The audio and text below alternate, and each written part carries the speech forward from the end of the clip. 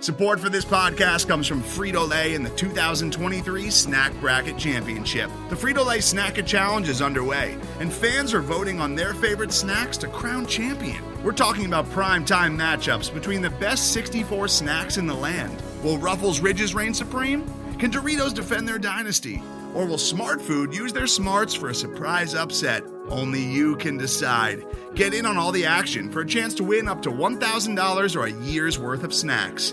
Let your snacks be heard. Just go to fritolaysnacket.sbnation.com to vote and enter for a chance to win. No purchase necessary. Sweepstakes ends April 3rd, 2023. Void where prohibited. Year's worth of snacks awarded in the form of 52 coupons, each good for one bag of chips. See official rules at fritolaysnacket.sbnation.com.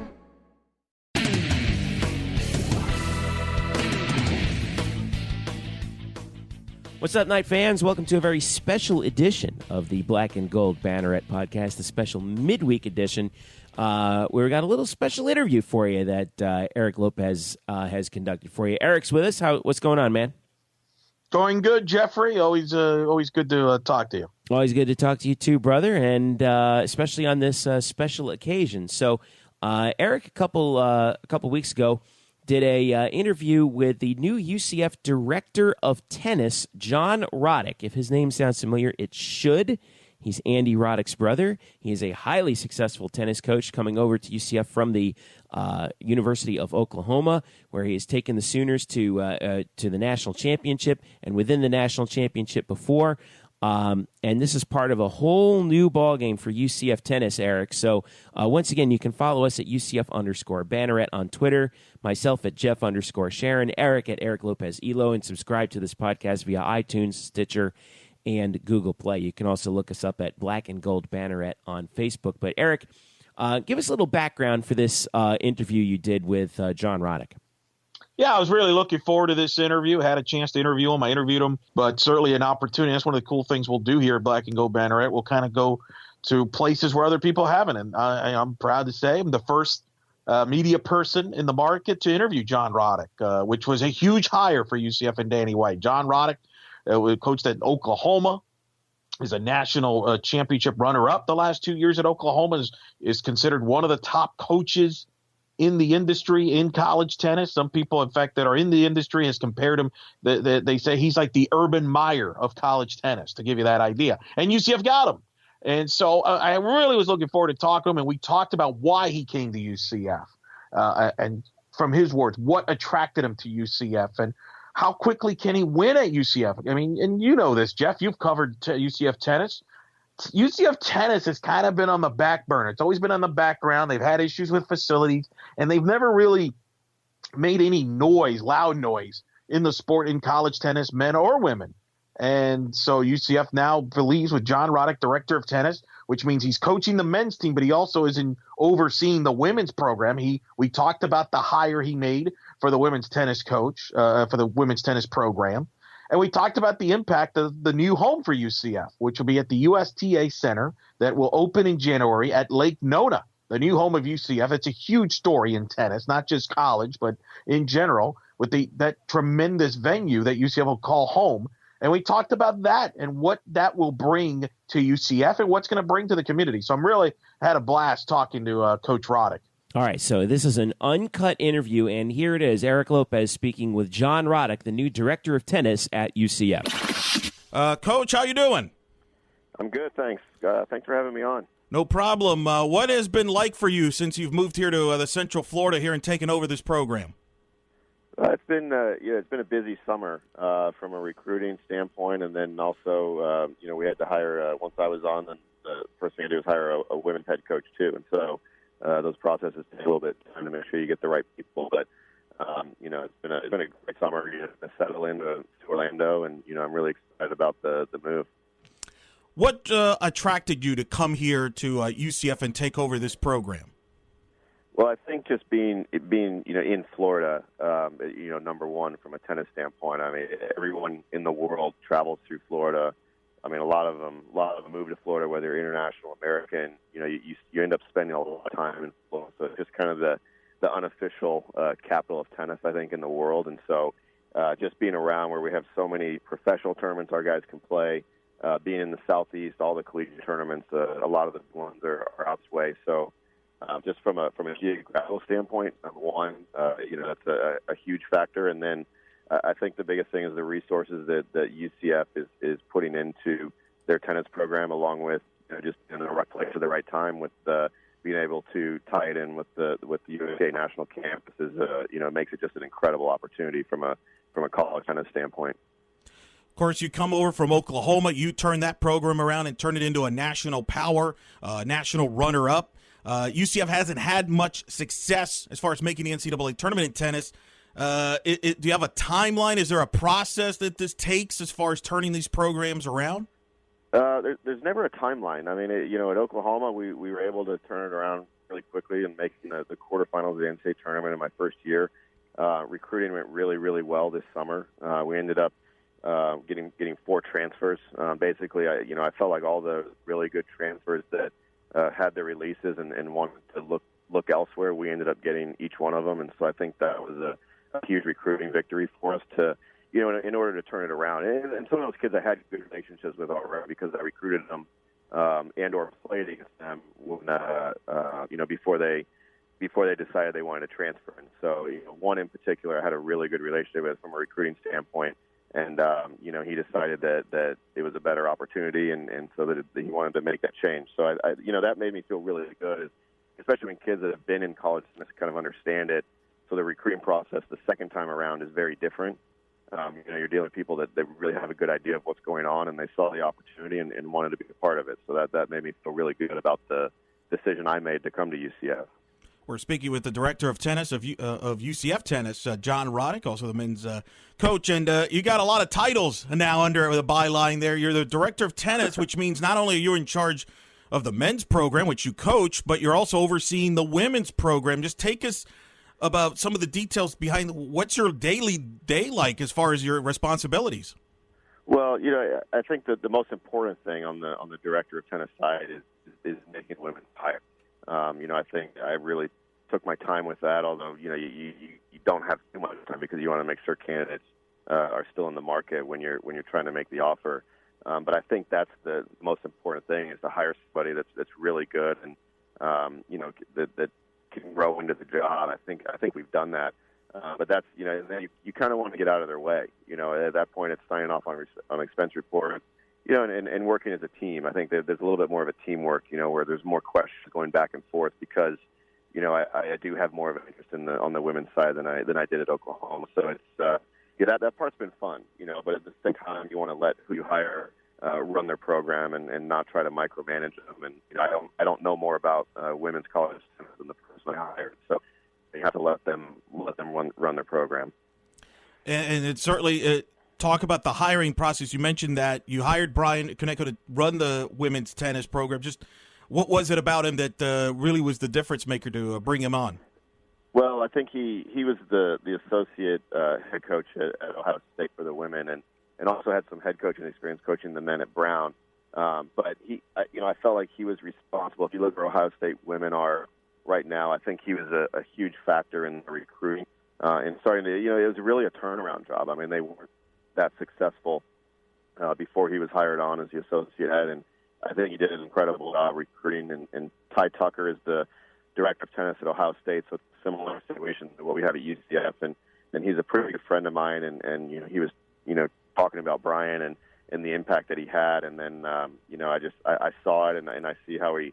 I think at the end of the day, if you're going to pick one thing to do really well, it's recruiting. I think he does that incredibly well.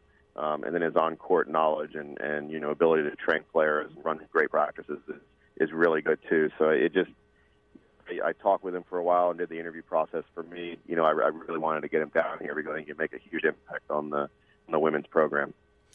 What do you tell the players when, of course, you have arrived here now and you're getting ready for the season to come up? Do you have a message for them? Because obviously this is so there'll be more spotlight now on UCF Tennis than maybe there was before that they're used to. Kind of, how do you get them together and get them ready for the season? Yeah, well, it just starts. It starts the first day of school for us, and then we were in the 8 hour, and it kind of gets into a technical side of the NCAA rules. But we have the 8 hours, and then on September 13th we go into our 20 hours, and it's about getting better each day and really putting hard work in. I tell people the guys on my team, I'm like, we're going to win in April because of what we do today, in the fall. I mean, what we do in March, isn't nearly as important as what we do in the fall from a work standpoint, from a fitness standpoint. Once you start really competing every day and playing a ton of dual matches, your fitness, you can't just, you kill yourself on the fitness side. And so I said it's really important what we do now sets us up for success in the spring. And so I think that's my biggest message to them is understanding that each day, is a chance to go out and improve and work on your fitness. And you have to do it as a daily thing. As soon as you miss 3 or 4 days, you're taking steps backwards. And it's not about, killing yourself each day. It's about being really consistent with what you're doing and doing enough each day and building on that. And so hopefully I think they're really doing a good job of understanding that. Of course, one of the big stories, your players, you guys will be in a new home at the USTA National Campus at Lake Nona. It's scheduled to open in January. Everybody has kind of been buzzing about this. What can you tell us about the campus, and how big of a factor was that facility in your decision to come here?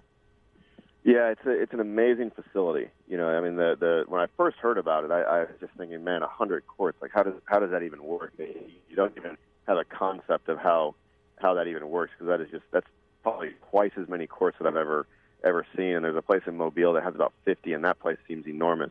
But the way they've laid it out, and there's so many components to it with our home facility being there. Then the player development on the other side, and then they have the tournaments, and then they have USA Tennis, which is kind of the competitive juniors and those kids have areas for each person. So it's really laid out like a bunch of small villages, and it's just an incredible facility from being able to run tournaments for development for our collegiate program, and it's just an amazing opportunity. It's really just, when I first walked the property, I couldn't believe the thought that went into how they were putting that facility together. And so, with us being able to host the college tournaments, it just gives us such a big advantage where, our players don't have to school, they don't have to leave town to play against the best players in the world. And I think that's really, what the enticement for me to come was. And you mentioned, I've been in Tulsa where that tennis court, they hosted the NCAA tournament this past season. How huge is that from a recruiting standpoint, that you could bring a kid and say, look, you could play your matches here, or we could possibly be a home for the future NCAA tournament sites? It's just as big of a factor helping in recruiting, isn't it? Yeah, when we take recruits out there, they're blown away because no one's ever seen anything like it. It's nice to be able to say when you're recruiting and actually believe it. A lot of coaches will say we have the best facility in the country, and you have a nice facility, but who knows if it's the best. This one is literally the best facility in the world for what we do. So to be able to say that and actually believe it at the same time, and for it to be truthful is a huge advantage. And yeah, we're putting bids in for the NCAA tournament, and I would be surprised if at some point we don't get to host the NCAA tournament. And just that standpoint, everything's going to happen there. We're going to be right in the middle of the hub tennis, and it's a huge advantage. Is it possible that facility could host a pro tournament, like an ATP Tour event or a women's tournament? The only major tournament in the state from a professional standpoint, of course, is the tournament in Miami and Key Biscayne, which I've gone to a couple times. Is it a possibility down the road that Orlando could be a destination for a tour event? Yeah, I think they've set it up that way where I know they have room to build a stadium court. As far as what tournament they get or how quickly it happens, I'm not sure. That's not my realm. But I know that's something that is definitely a possibility out there. That they could easily host a tour event out there. It's to be able to do that, and so I think that's something long term the U.S. has their sights on hosting ATP or WTA events. For people that may not know, of course, college tennis, it seems like the last few years more and more players out of the college system are going pro than maybe before. Steve Johnson, who's had a great year out of USC. John Isner, of course, everybody knows from Georgia, among others. Do you see that the talent pool in the college game now has gotten so much better that now you're getting players that can play pro, whereas maybe a decade or so they would skip college and go straight to pro or maybe play at a camp? Yeah, I think – I don't know if it's changed too much. I think you're hearing about them more because right now we don't have those really top 10 players. If you look 10, 15 years ago, we'd have 2 or 3 or 4 players in the top 10 from the U.S. So the college guys would be sitting there sometimes 40, 50, 60 in the world. You didn't necessarily hear about him as much. So I think you're hearing about him more. I think the landscape is similar, but I think from a standpoint, it's taking longer for players to break in the top 100. And so I think with that change, I think you're seeing more players say, okay, college isn't going to slow me down from a development standpoint because it is taking so much time. And so I think that door may have opened a little bit where you're getting a few more players, whether it's Americans and international players, seeing that as a viable pathway for them. So I think that's probably the biggest change. If I put you in charge of the sport of tennis, whether it be college, pro, juniors, whatever you would like, if there's one thing you would like to change, if anything, what would you want to do? I would like to change the Davis Cup. If I'm in charge, I think we're missing a huge opportunity to turn Davis Cup into one of the premier sport events in the world. I mean, if you had that all in one place over the course of a week or two, and you did it every 2 years or 4 years, whatever it is, I think you could have, it could be one of the biggest events in the world.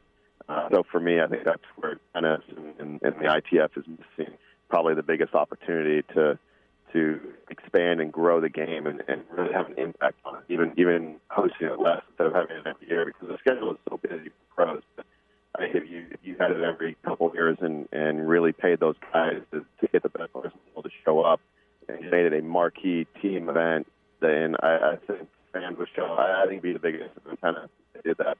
And why that hasn't happened, I kind of scratched my head. Yeah, I agree. I've talked to my tennis friends. We've kind of scratched there, especially with the success of the interest of the Olympics and the excitement that brought.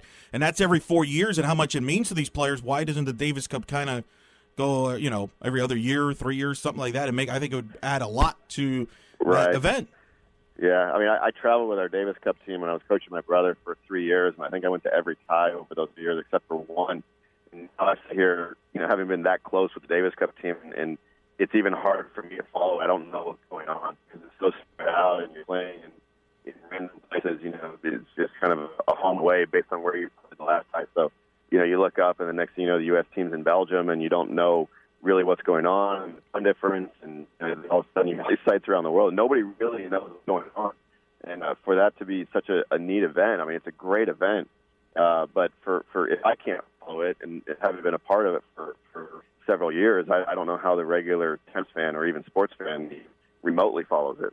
No, I agree 100%. Last thing before I let you go, you mentioned your brother. For those that may not know, John Roddick's brother is Andy Roddick. Of course, 2003 U.S. men's champion. That's the last major that American player has won. We got a lot of young players coming up. Taylor Fritz, I know, is coming up. Jack Sock, of course, played in professionally. Opeka, a kid that I saw in Atlanta against John Isner. So there's some young American talent coming up.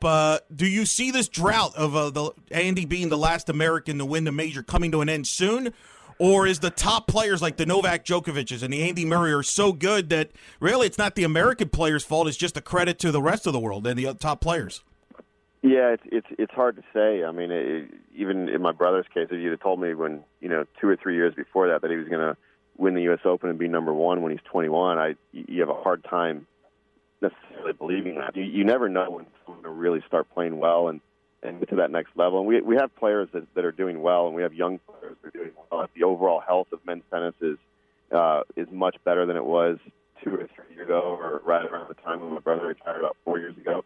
And, but as far as winning majors, I mean, I think Novak might be playing at a level that we've never seen, and I didn't think I would say that after seeing Roger in his prime. But Andy Murray's working hard and showing that he can play at that level as well. So I think it's a really tall task right now to try to win a major. But, you have to keep working hard, and you see the guys are getting older. And Rafa, no disrespect to him, but he's getting older, and it's tougher to stay at that level. I saw it with Andy, and you get 30, 31, depending on your game style and how you have to play. It starts taking a toll. You never know when those guys get to the line, and it can happen fairly quickly. So you have to be in line and ready to go. And you got like Ranich, who's right there, and I wouldn't be surprised if he wins one. But right now you want to see some of those Americans that are in the 20s. You want to see them get into the top 10 or top 15, and I think when they get there, you can start having a discussion.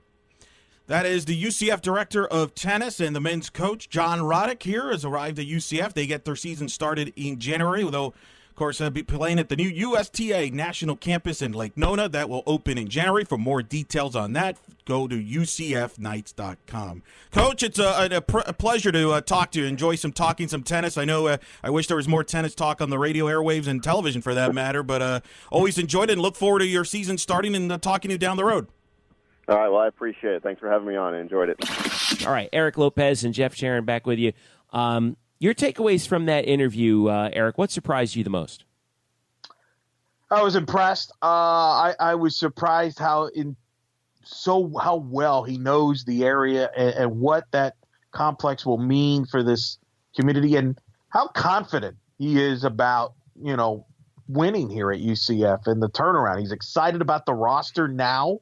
Got some transfers coming in that are highly recruits from elsewhere. I think he feels he can win pretty quickly, and he can do a lot of great things here at UCF. And, I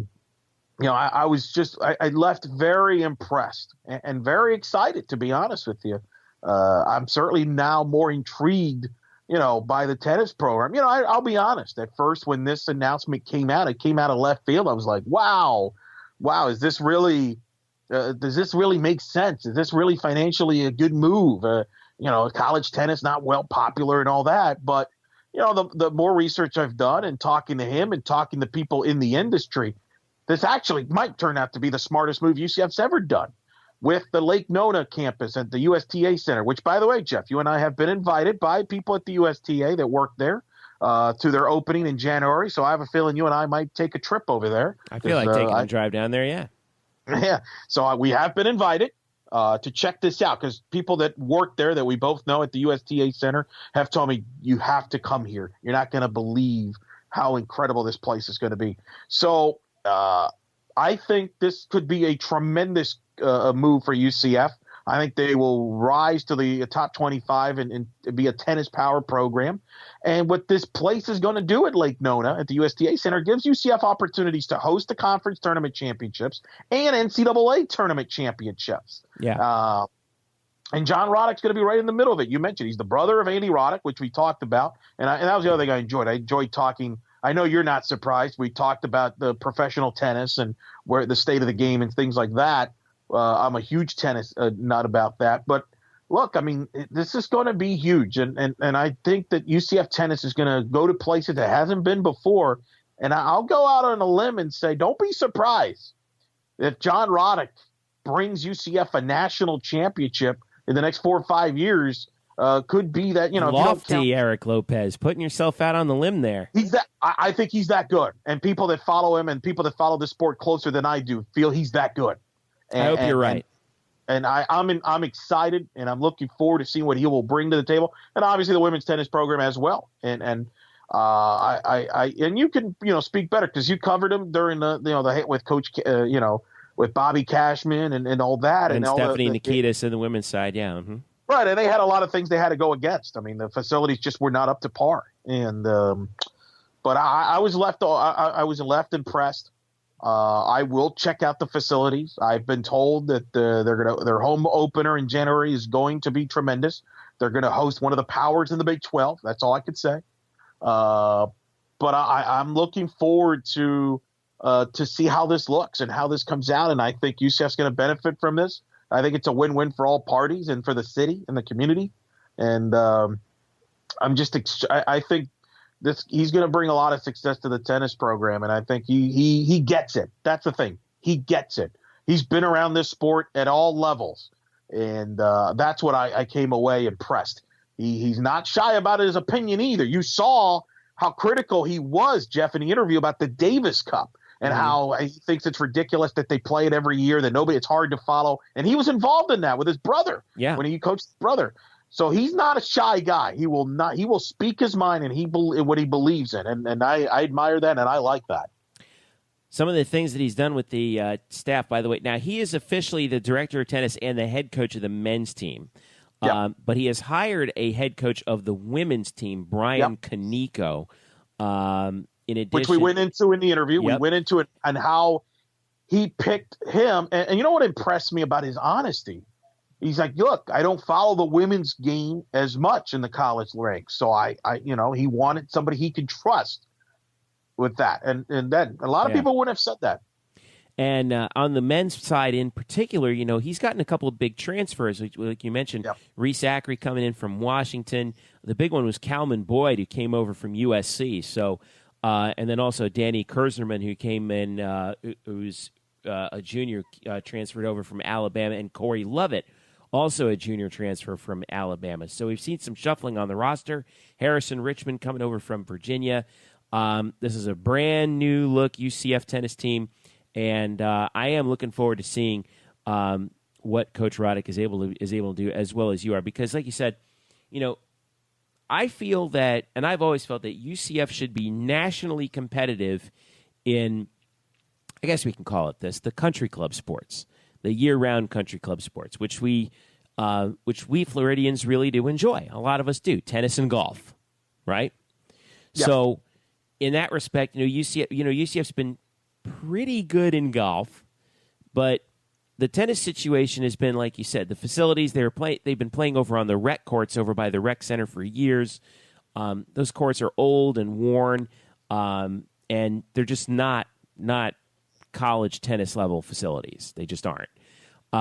Moving into the USTA, credit to Danny White for pulling this off and really making a commitment to UCF tennis, and I think you're right. I think it's going to pay off. Now, is UCF going to win a national title?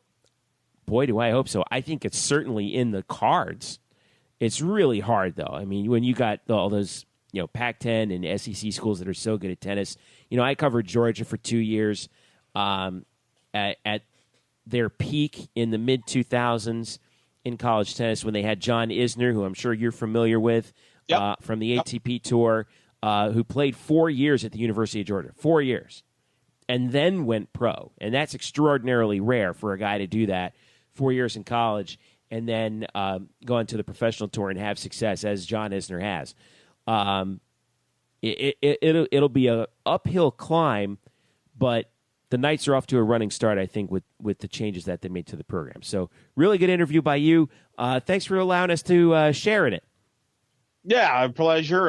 Just to kind of give UCF tennis fans and a salute to Danny White. You mentioned he said, one of the statements he's always said, he wants this to be a top 25 athletic department. And what a better statement to say that than to invest into the tennis program. And why not? Part of that is investing in these sports, in golf and tennis and some of the sports you don't really think about. Correct. And that's the thing. Why can't we be top 25 in all the sports? And I think that's the message that I think Danny White's leading into, because, look, you win in tennis, that's still noteworthy. That you're still going to be recognized for that. And it's about competing for championships at all levels. So I'm looking forward to seeing how this goes. And I think I'm excited about this facility with Lake Nona at the USTA Center. As we talked about in the interview with John, talked about the possibility of Lake Nona attracting an ATP, which is the men's tour, or a WTA women's tennis tournament. So you could have a professional tennis come to town. You could have the NCAA tournament coming to town, the conference tournament to town. It's really, really, I think there's a bigger picture here. I think there's a bigger picture that I think Danny White and UCF has seen here that I think maybe, and myself, I'm as guilty, maybe at the beginning didn't see, but I see it now. And if you're looking for, what this place is going to look like, no problem. We'll put this in the show notes. You can go to lakenona.com, or you can also go to USTAFlorida.com, USTAFlorida.com to check out what this place looks like. We'll put some links in the show notes to this. It is a palace of tennis, so this should be a lot of fun. I can't wait till it opens. I hope we get the chance to go down there. All right, Eric, where can people reach out to you if they want to ask you tennis questions?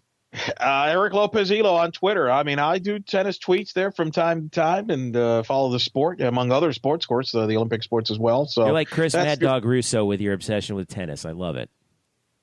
Or Chris Fowler. Just think of me as Chris Fowler. Fowler does it. Well, I'll give you the Mad Dog, because he always goes off on tennis. When he was on there with Mike Francesa would just be like, "Oh, Mad Dog's talking about tennis again." And he would go out of the studio for about a half hour and go grab a Diet Coke. It's a great sport, and I think exciting times are going to be ahead for UCF tennis. So I'm looking forward to that, and it should be fun. And John Roddick, and hey, who knows? Maybe we'll see his brother Andy at these tournaments, and maybe other former players too. So there's just so many interesting twists to this, but certainly looking forward to it, and I that the audience got a great perspective and in-depth look at the UCF Tennis that maybe nobody else can deliver like we can. Excellent. And you can catch me at Jeff_Sharon, and also catch us at UCF_Banneret, Black and Gold Banneret on Facebook, and subscribe to our email newsletter at blackandgoldbanneret.com. Subscribe to this podcast on iTunes, Stitcher, and Google Play. Eric, thanks again, brother. Anytime, Jeffrey. All right. Thank you for listening to this special edition of the Black and Gold Banneret podcast. We will catch you with a preview of the upcoming week's action in just a couple days here on the Black and Gold Banneret podcast. We'll catch you in a couple days.